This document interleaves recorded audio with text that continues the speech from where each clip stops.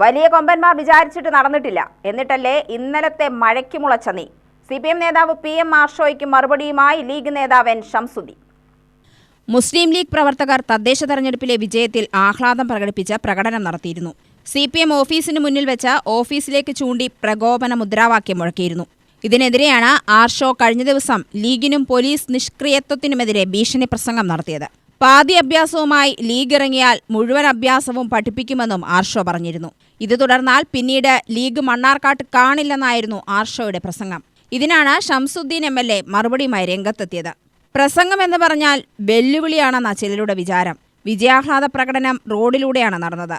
UDF ജനപ്രതിനിധികൾക്ക് നൽകിയ സ്വീകരണ പരിപാടി ഉദ്ഘാടനം ചെയ്യുകയായിരുന്നു MLA.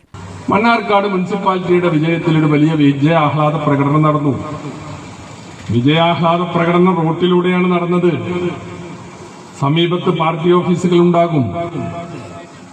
അവിടെ ഒന്നും ഒരു അനിഷ്ട സംഭവം ഉണ്ടായിട്ടില്ല. ഉണ്ടാകാട്ട് ഞങ്ങൾ സമ്മതിക്കില്ല.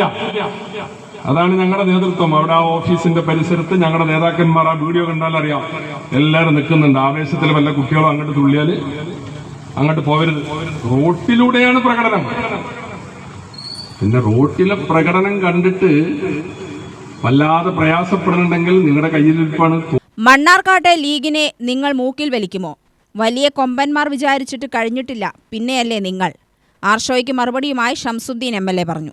പാതി പഠിച്ച അഭ്യാസവുമായി വന്നാൽ മുഴുവൻ പഠിച്ച അഭ്യാസത്തിൽ ഞങ്ങൾ ഇറങ്ങുന്നു.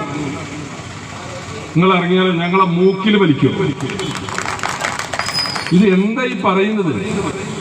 UTV news, Palakkad.